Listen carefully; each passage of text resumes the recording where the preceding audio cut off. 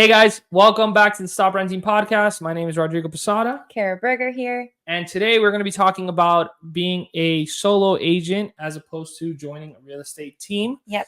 So we're going to talk about the pros and cons of both, Mhm. the difference between them. Yeah. Because there are pros and there's cons. Correct. Yeah. You know, and I think it depends on your exact situation. Yeah. And your skill set and all that good stuff. If you're going to be on a team or if it's better for you to be on a team. Right. Or a solo agent. I think when I started, at least, I didn't know that there was such thing as teams. So we kind of just stumbled onto it. I feel like you don't really hear it as often. Like, you know, like, you know, in the name, like the group or whatever.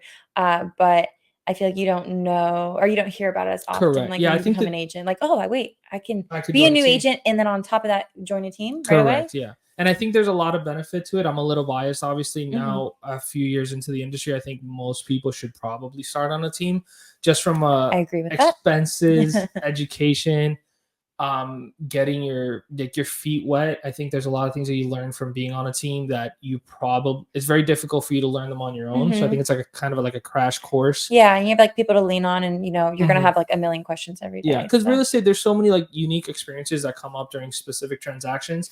And if you're on a team, you have somebody directly to go to. And I know solo agents, like I have a brokerage or a team or something. Maybe someone they're close with, sure. Yeah, but I think a team is better built for new agents to be able to get their feet wet and learn like when something happens in a transaction, be able to actually have somebody to go to and learn what to do in that specific scenario. And then you build up that list of experiences and then you're an experienced agent. Yeah.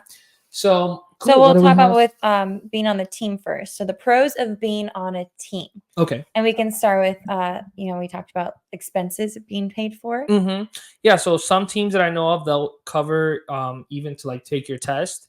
So all the cost of getting your license and taking your test, there's teams that cover that.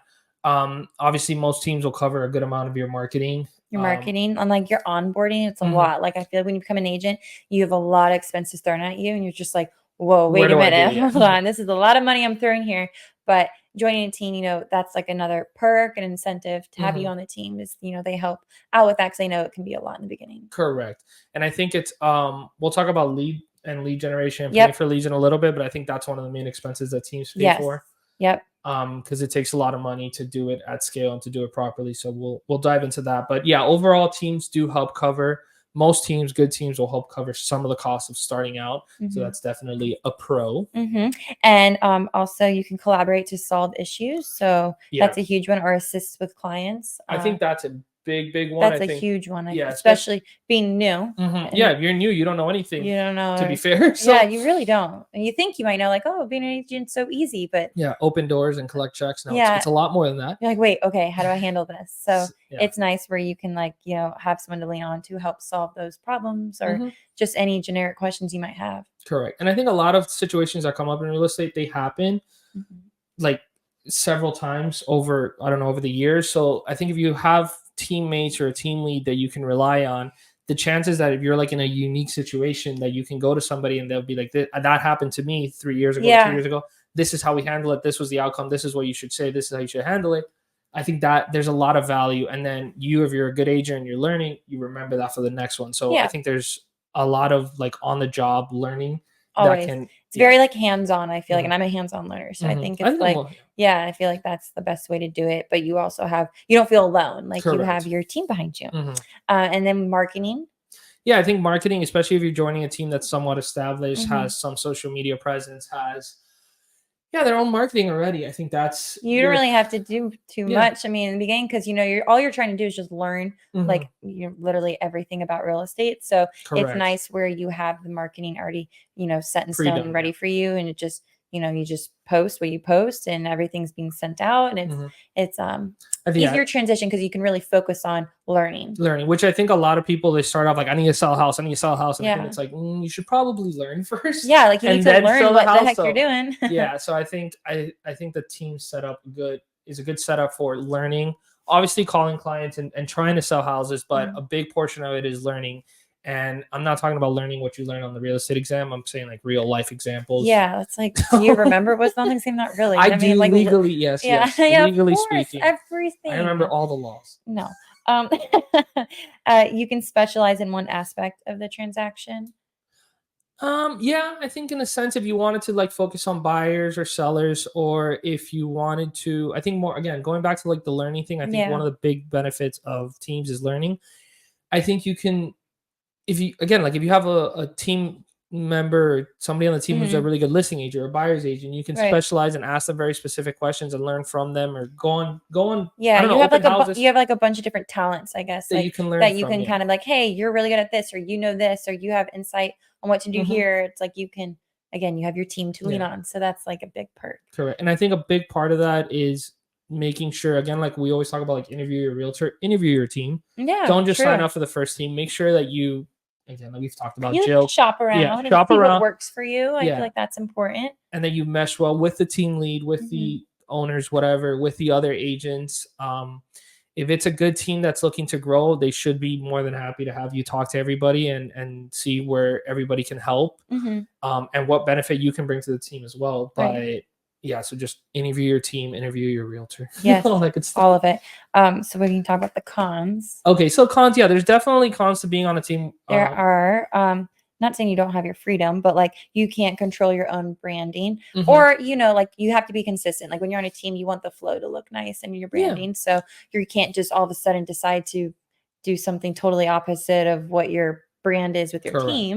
Which, Uh, yeah, that's no, a yeah, I con. think it's a good and a bad thing in a Yeah, sense, because you're being controlled, for lack of a yeah. better term. But it's good because it's keeping you on brand, like Hmm. especially if you're on a team that's trying to hyper focus on social media. More than likely, if you start putting something on social media that you shouldn't be, somebody on the team is going to be like, hey, that's you're off brand, you're doing something. Yeah. So it's, again, you're controlled in a sense. You But feel controlled, but it's like only for the best yeah. because you have a nice flow of what you're Mhm. posting and putting out there. For social media, and then also in control in terms of your time. Maybe you're a person that wants to have a full amount of freedom to just do how, like, get your benefit from the team and then do your work your own way. Hmm. And there's teams that are not structured that way, and Yep. there's teams that are structured Right. that there's some teams that are like, hey, you need to be here at 9 a.m. Monday through Friday and Yeah. call for 4 hours Some and do are this. very hands-on Yeah. and like very, strict and to the T, which is fine. That might work for that person. It might work Correct. for that team. Mhm. And then, just depends on the type of person you are. But that's why you interview That's why you interview your the team, team. yeah, to see what style of I don't know, what style of training, what What's your style of just vibe? I what's always your say vibe? the Yeah, what style of vibe. training, what style of how they run their team, and see if it makes sense to you. And again, the only way you get to know that is by asking a lot of questions and Mhm. guess reading all the fine print. So you can't control your branding necessarily. Kind of. You get lesser portion of the commission. Yeah, That's another big one that that's a people, big I one. think that's a huge one. People think of teams like, Mhm, well, I don't get my full commission, or I don't want to have that split with, mhm. this person, but Well, the way I look it's at it, worth it it in is, ways, I yeah. think, for sure, because you have the people to lean on. Like, I mean, I can't imagine doing everything on my own and Mhm, feeling like all by myself. I'd be like, help, who's yeah. gonna help me? Well, I So, think this just for easy numbers. Like if mhm, you were, obviously alone. speaking, if you're on a team and you learn and you use all the systems properly and you grow within the team, the chances are that you sell more houses than you would have sold if you were by yourself. Hmm. I think is almost guaranteed. Yeah, I If agree you with put in that. the effort, if you join a good team, if you interview the team and you learn and all that good stuff, the chances are you're going to sell significantly more houses than you would on your own. So yes, per transaction, are you making a smaller percentage? Yes, but you're probably and you should be selling more houses. Again, Mhm. if after a year on a team you haven't sold any houses, Then maybe that's not the team for you, yeah, or so or something try on something's your missing. own or Yeah, something. Yeah, but but definitely you should be selling. So yes, per transaction, you're gonna be. Every team has splits. mhm, That's that's that's the how way it those is. systems You don't work. just Those get to be on team for for free. for free. So, but there is a benefit to it, and again, you should be able to see the benefit up front, Mhm. and then after a few months, you should definitely be seeing the benefit in Yeah, terms of number of transactions. you should. You're only as strong as your weakest team member. Yeah, I think in a sense, if you're on a team that has, God forbid, a bad reputation, Yeah, or true. there's, depending on how the team is set up, if multiple is, I guess several of you are working with the same clients, because I know Yeah, some teams are set up that way, right. where you have 3 or 4 people dealing with the same client. That's different the way we set up our team, but Mhm. there's some teams that do that. So, yeah, maybe there is a weak link in that team that's not good at real estate or Yeah, and that not could friendly. affect you, Yeah, and yeah, so that's true. It's like who you surround yourself with, so correct. that could be like a big con, Hmm. in being on a team. So, Yeah. um, again, interview your team. Interview your team and That's all the the theme agents here on the team. today. Um, so, you like necessarily can't implant your own ideas, you know? Yeah, I guess it depends. Well, we should be able to speak up, but correct, yeah. And I think that goes back to like have a conversation with the team leads, get a and be frank, be honest with the team lead, and hopefully they're honest with you too about how the team is run, how much wiggle room there is. Yeah. Again, and like your ideas or like what you want, you know, your brand and like who you are to be, and what your future in real estate wants to look, what you want your future in real estate to look like, and how the team can be a part of that. I guess at the end we'll go into like a little bit of like what you should be looking for in a team, and maybe we can almost segue that into that now. But I definitely think I lost my train of thought there for a second. No, I mean, yeah. What was the last question? Implant your own ideas. But the last question, not fitting into the team culture is a deal breaker. So that was something we did talk about as well, like making sure you work with everybody. It should be, and like who you're surrounded by and who you know your teammates are. I think real estate should be an industry where you're allowed a lot of freedom. And if you're going to be good at it, you're going to be good at it. But you want to set it up. You want to, when you go to interview with teams, you want to make sure that you're going to enjoy working with those people. I think which is the same thing we talked about with interview your realtor. Like you want to be able to know that the persons you're going to be dealing with, the people you're going to be dealing with day in and day out, whether it's clients of the team, it's somebody you can actually like stand to be around. Again, I know teams that just, those people don't like each other, so it's awkward for everybody. Yeah, and you know, you don't want drama because there's always, I mean, there's always drama in real estate, but you don't want that. You want to minimize it as much as possible. Yeah, and you want to make sure, like, even if you have, you know, a problem or something, that you guys can work together and get past it, and you know, move forward. So I guess that could be a deal because there are big teams out there. Yeah, there's huge teams. Huge teams, and then it's like, almost like you feel like you're just kind of like lost in the mix. Correct. So I guess that's another con to kind of like, I think feeling, I mean, it depends on who you are, but some people, and there's obviously there's value. If there's a team out there with 15, 20, 30, 40 agents, like there's definitely some value there because obviously 30 or 40 people are doing it. So, but again, do you feel like you would be happier? Do you think you'd be more productive? Are you going to learn more in that type of environment? Or with a smaller team? And again, we have a smaller team. I'm not saying one is better than the other, but I think those are all conversations that you should have with, honestly, with yourself and with the team leaders or whatever that you're going to interview. So you have a better idea where you're going to fit in and what fits better for your style of learning. And I think the main one, if I can impart one little bit of wisdom, is please, when you go to talk to a team, please make sure that you are taking into account what your future in real estate looks like. Yeah. I think a lot of people, and myself included, just joined a team because it made sense at that time without thinking of my future in real estate 5, 10, 15 years down the line.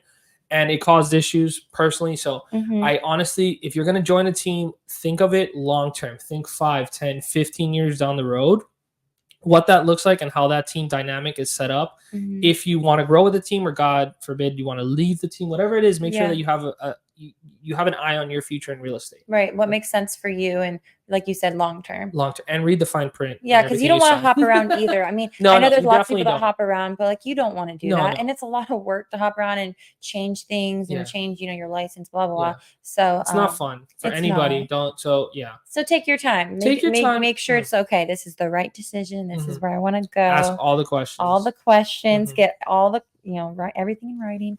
Well, I think that would be a good one. Like, what questions? Segue again. Yeah. What questions would you ask? Yeah, right. That's true. That's a good one. What would you ask? So I would ask about the splits and the freedom. And then I kind of like the work culture. I don't need to go into an office like every day. I actually don't like that. Like I like having my freedom and being able to come in when I want, but I do like team building. And I like that's why I want to be on a team, because I like, you know, be able to call my teammates, and like maybe every now and then we get like lunch, or we do like little things here and there, events. So content days. Yeah. Content days, you know. What's your social media presence? I'm a big social media girl. Which I definitely do think is the future of real estate. And I think, again, personal opinion, it's our podcast. So if you're going to be looking for a team, you should probably be looking for a team that maybe is not going full bore into social media, but definitely a team that sees that wave of real estate coming around the corner, because it definitely is.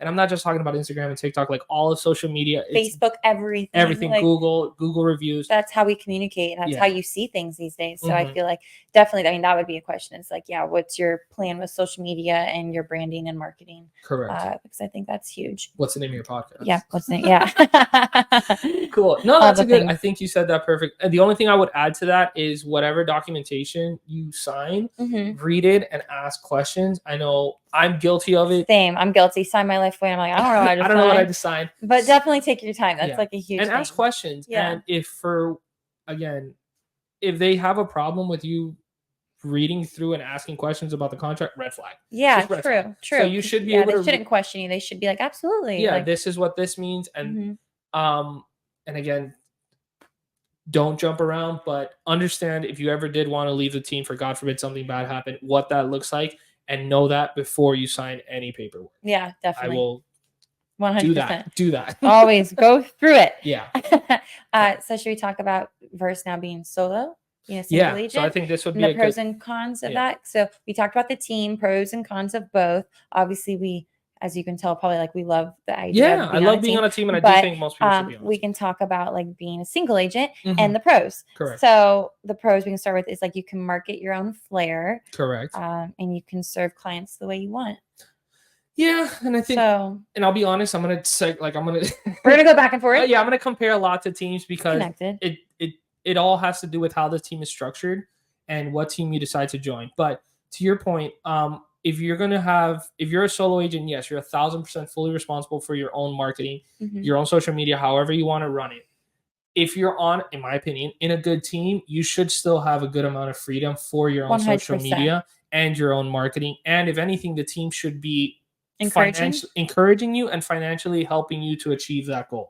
So if you're on a good team, in my opinion, is successful when the agents within that team are successful, whether they stay or they grow, or they stay or they leave to go do bigger and better things. If all it's done well, they should always have fond memories and refer new agents back to the team. So I think very specifically, it needs to be whatever you're doing, whatever part of marketing you're doing, even as a solo agent, if you're on a good team, the team is supporting you to do that. But again, if you really want to be a solo agent, you're fully in control. If you're a creative genius and you know exactly your brand and you're really like a guru with everything technology, maybe you don't need I mean, I'm not even, but like that's great. Then maybe being a single agent is good for you because you can do it all on your own. Correct. You're fine financially to pay for it all too because it's gonna be expensive.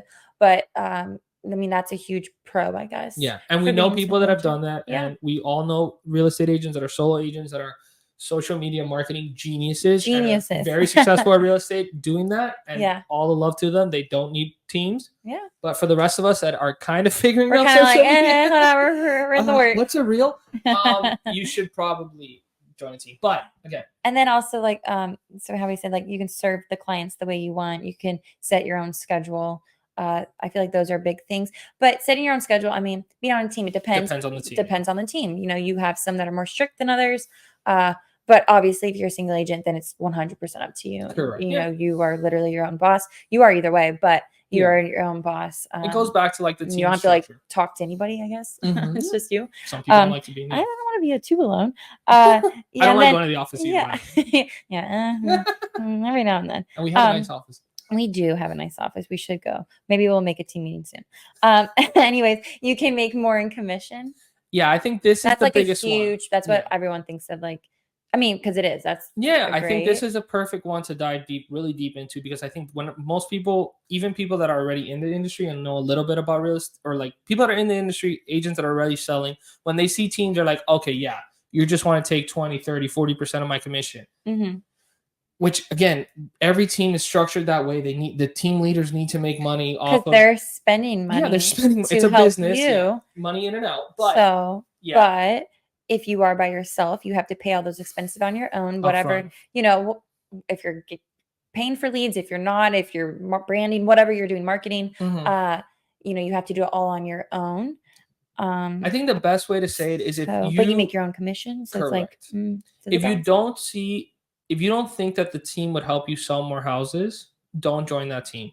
If you talk to the team, interview the team, and you, based on their system and processes and how you would fit in there, if you see that you would sell more houses, then not that it's a non-issue because you're still paying a portion of your commission, but the way I look at it, it's better to sell 4 houses a quarter in a team than 1 house by yourself. Yeah, definitely. Those are just easy numbers. Definitely. 100%. If you have systems in place, you have leads coming in, you have built-in marketing, you have social media, you have all these things set up, it allows you to sell more houses. So yes, are you making less per house? Yes, but you're selling more houses. But it kind of like evens out. And I think you learn and it more depends. better. You do. You learn more for learn sure. More better. Learn more better. We are learning English today. Yes. No, I think it's also good because you do more transactions, which you learn from every transaction. I feel everybody should be learning from every transaction. Everyone's different too. Every single transaction is different. So you do more transactions in a shorter amount of time, which means you learn more, which hopefully means that you get more. You're growing more. You're growing, and you're getting more transactions. So I can't imagine. Yeah, like it's if you have one transaction every so many months, you kind of forget what you're doing. You don't have your groove. I feel like, and if you're on a team and like for some reason that helps you have more transactions more often, I think that's a huge thing because then you're continuing your pattern. You're not just sitting there like twiddling your thumbs and forgetting how to be an agent. Which I think, I don't know if it's in there now, but I do want to talk about like mindset wise. I think teams I think a lot of people, again, whatever the fail rate is for real estate agents, I think it's like 85%. I think a lot of it is not 85%. It's something crazy like that. Yeah. It's not, I would say, obviously there's a financial aspect to it. If you didn't like save up money and then you didn't sell anything for 6 months, like everybody has bills to pay. But if you did do all that correctly, you save money and you have money in the bank and it still takes you a few months to sell. I think a good team that you interviewed does a really good job at keeping you like mental, not only with hopefully like you're doing transactions and you have clients coming to town and you're talking to people, but it's also like the mindset because real estate is very stressful as we talked about. Yeah. And I think having a good team that you click and gel with and you can talk to people, it's like, hey, today's a really tough day in real estate. Like, and we've had conversations on our group chat all the time. It's all the time. This happened. Yeah. And if you're stressed about something or you just need to vent to somebody, and then it kind of reels you back into like staying positive and, keep moving forward. Yeah. It's crazy what like a text message or a happy hour can do for That's people. all you need sometimes. Yeah. Sometimes it's, what, like definitely happy hour. It's a tough day in real estate. Let's go for a team happy hour. Let's talk about what happened. Learn about it. Obviously learn what happened. If you caused it, the agent or somehow the situation was your fault, you learn from it. Yeah. But the team, I think the team from just a team, like people around you that can positively impact your mindset, because I think so many people drop out of real estate not because of the finances, but because like mentally they're like, because they're alone. Like, so we're talking about like being a single agent. And if you're, alone, you don't really, not saying you don't have people to lean on, because I'm sure you do in your life, but it's different. It's not people, like the people that, like you work very close with and you guys, they handle the situations with you. So, or people that have been in the situation, like there's everybody, I would think almost every real estate agent gets into like dry spells here and there. Yeah. And it can honestly, a dry spell can just be like 2 weeks where like nobody answers your text. And it messes with you though. You're like, why is no one responding to me? Oh my gosh. And can I do this long term? And then it kind of freaks you out. You're like, oh my gosh, like, I don't know if this is going to work. And then randomly out of the blue, someone will reach out and be like, hey, I want to see this property. And you're like, wow. But I think the team does a really good job at like bridging the gap between like when you're like in the hole, you're like, oh my God, I'm never going to be able to do this, I'm quitting tomorrow, to whenever that client does answer you. I think the team helps you mentally stay there. And again, it doesn't have to be with happy hour. It could just be like a coffee or whatever. But I think there's a huge aspect to like the just mentality, mindset behind like it all. I think definitely teams help a lot. Being on team. But back to being a single agent. Sorry. Rod. No, it's everybody join a team. I'm sorry. We were saying, so one more perk of being a single agent is you have more career options. So you're not like locked into the team and like, whatever they want you to do, whatever you're required to do, or, if you have your sponsorships or what do you call your relationships with certain other, title companies, lenders, whatnot, sometimes, they're going to be very strict that you can only use this person. Yeah. And if you're, and if you might use another company. You can get so if you're a single agent, you have the freedom to do whatever you want. And I guess it does kind of expand your, horizon of who you work with and like your career.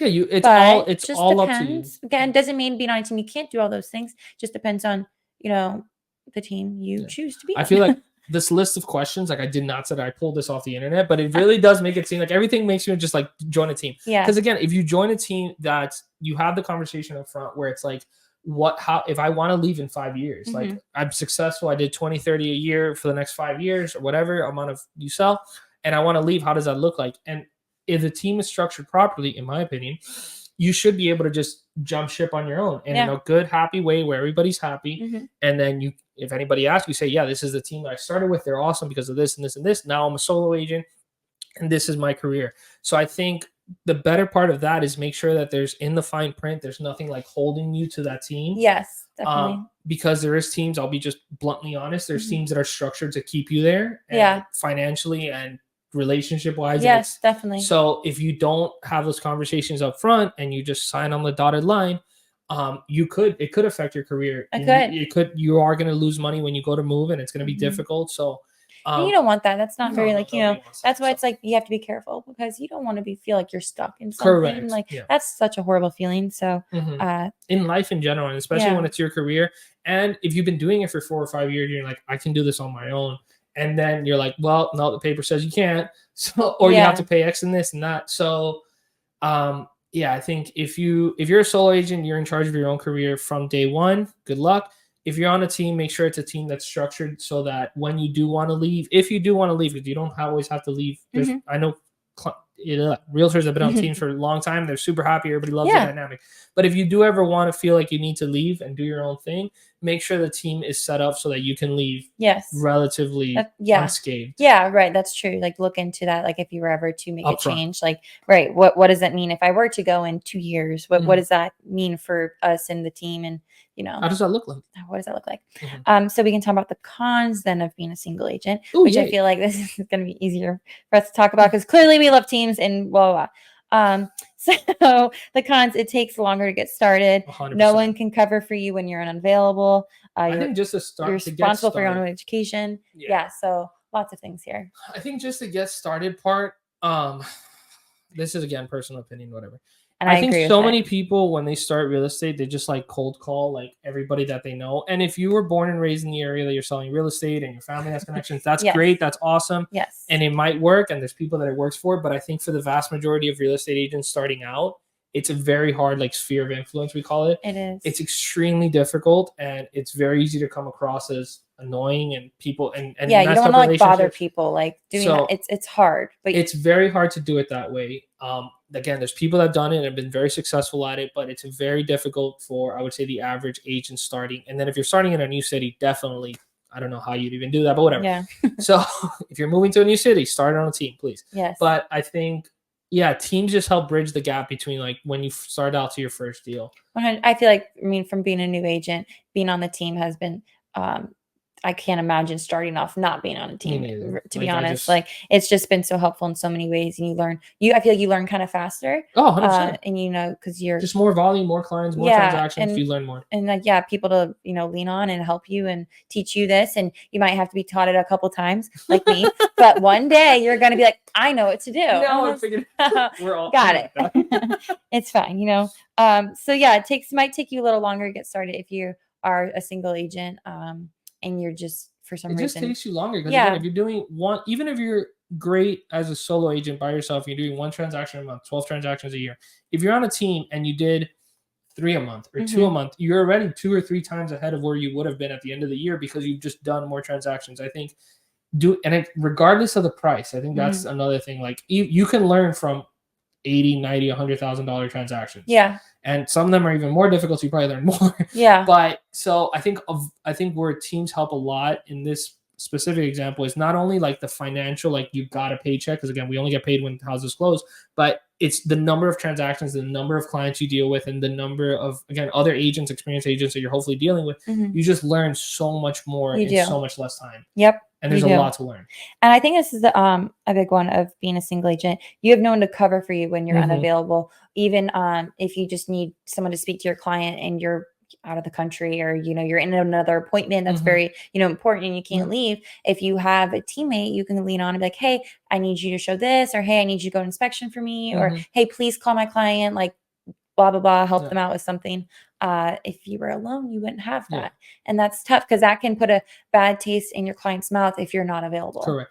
And I think it's funny because I think some people, and I thought this when at the beginning, I was like, if I send somebody else, then like the client's going to think I don't care about them. When in reality, like I'm trying to think the last, I don't know how many clients I've had. Yeah. Almost all of them have met at least one or two of either my wife or some of our other agents. And at the end of the transaction, because again, the way we've built our team, very strategic about who we hire and personalities and all that. So we know everybody gets along with clients and just personality wise, but I'm thinking in my mind, at least the last 5 clients that I've closed, like they've met one or two of the other agents. And at the end, at the closing table, it's like, hey, why isn't this person here? Like, they appreciate. They're like, wait, I loved her. I loved him. Like, no, it's true. Like they were great. Like they almost feel like appreciated because you're thinking of them and you want to make sure they're taken care of, and you're not just like leaving them high and dry and like, hey, I don't have time for you. Because there's agents that don't go to inspections. There's agents that don't go to closings. There's agents that don't do a lot of things. So if you're on a team and you say, hey, I'm sorry, I can't be there, have a closing or have this or have that, but one of my other agents is going, there's again, like a taboo out there that no, you should be doing everything yourself. And I do it all on my own. I think having a team is so valuable. And again,